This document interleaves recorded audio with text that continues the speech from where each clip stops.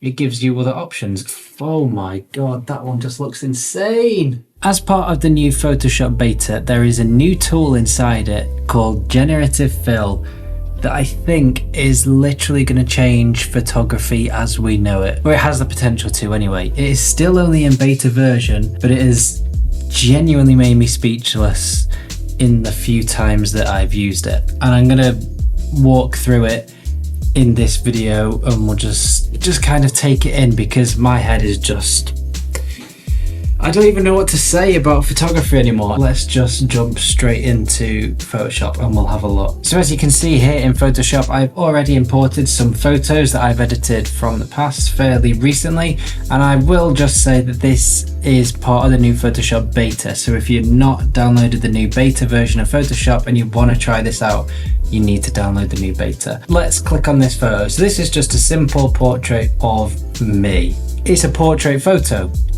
Let's say we want to turn this into a landscape photo without cropping. So to turn it into a landscape photo, you could easily crop it like that, and that would be a landscape photo. That's not what we want to do. We're gonna keep me in the middle and expand sideways. I'm gonna just stretch out the crop to the side. Let's go to about there, and I'm going to do the same on this side, keeping me fairly central. And then we're going to grab the lasso tool, lasso, I don't know what it's called, draw around here. So we're just going to overlap the actual picture, and then we're just going to go all the way around the outside of the white bit as well and join it back up. And then up pops this little dashboard, I guess, thing. I'm going to click on Generative Fill. Now you can fill in anything you want in this box. I'm going to come on to that later on, but for now I'm just going to keep it blank and I'm going to hit generate. And you can see it, the bar is good. This is all in real time. I'm not speeding this up at all. It is doing its magic. It is creating something, and every time I've done this so far, it has just blown me away. And it's nearly there. I'm not speeding this up deliberately because I want you to see how quickly it does it. It's there. Look at that. That doesn't exist. That's not real. It's made that itself using AI.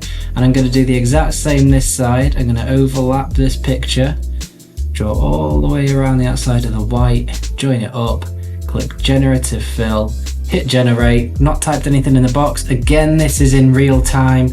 I'm not doing anything at all to this, not speeding it up, and it's nearly there, and I just don't even know what to say.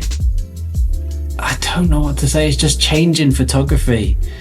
I don't even know if it is photography anymore, but it's nearly there. There you go, done. And now we have a landscape photo. You just can't even tell where the joins are on each side. Like, even if you zoom in, where you can just about see here, if you zoom in, where it has tried to stitch them together. But if you zoom out and you stuck that on social media, you have no way of knowing that isn't what the photo is. That looks like a real photo.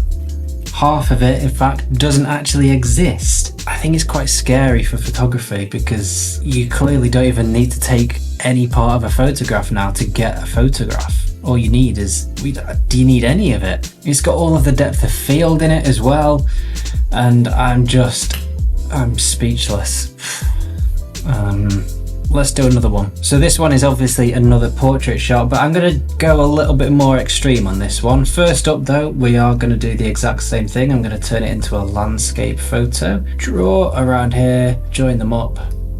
Up pops the box, click Generative Fill, and again, I'm not going to type anything. It is important to overlap onto the original photo if you want to do this. It has generated another part of the photo. Now, I'm not sure what's going on here, and I'm not quite sure what's going on here, but again, it could quite easily be part of the real photo. But if you go up to the right here, it gives you other options.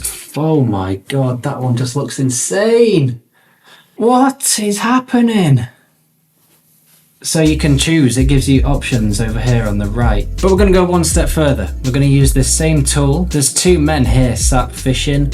I'm going to take one of them out. This typically, with the clone and stamp tool, would have taken a long time. Watch this. So I'm just going to draw around this man. I'm just going to hit generate, and there we go.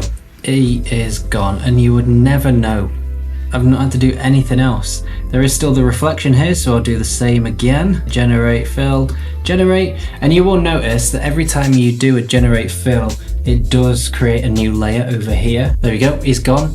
And you'll see there's still the ripples in the water, there's still the reflection from the tree. It has worked all of that out by itself, and there could easily just be one man sat there fishing on his own, when in fact, the original photo looked like that. It's just mind-boggling. It is very, very clever, but equally quite scary, because what you can do also with this tool, so up here, let's say we just want some nice silhouette birds. I'm just going to draw a circle and then hit generate fill, and in this box I am going to type birds flying silhouette in silhouette. Is that how you spell silhouette? I don't know if this is photography. This isn't photography. What is it? It's just, is it art? I don't know if it's art. I don't know what to say about it. I find it quite scary. We've just added in some birds in real time, and then you can make them smaller. This is a bit of an issue. You could then sort that out with the healing brush tool, for example. Merge that layer with that layer, and then merge these two together just like that, and you would never know. And then you've got some birds that were never there. Obviously you'd spend more time on it than that, but that image doesn't really exist at all. I do find it quite scary. It does actually give me anxiety quite a bit, because you don't really know what is real and fake anymore. So is it the end of photography as we know it? Is photography dead? What will photography look like in the next few years? I genuinely do not know. I find the whole AI thing quite scary at the moment, I'll be honest, and I'm sure there are other people that think the same about me about it. So yeah, let me know your thoughts in the comments below. What do you think to this whole new generative fill thing on Photoshop? I think it could be useful in certain situations. Getting rid of things that you don't need in photos, that is very useful sometimes. But the whole making a photograph that doesn't exist kind of thing, where it's making creative choices for you, I'm not sure I like that side of things, but hey ho, that's the world we're living in. Let me know your thoughts in the comments below.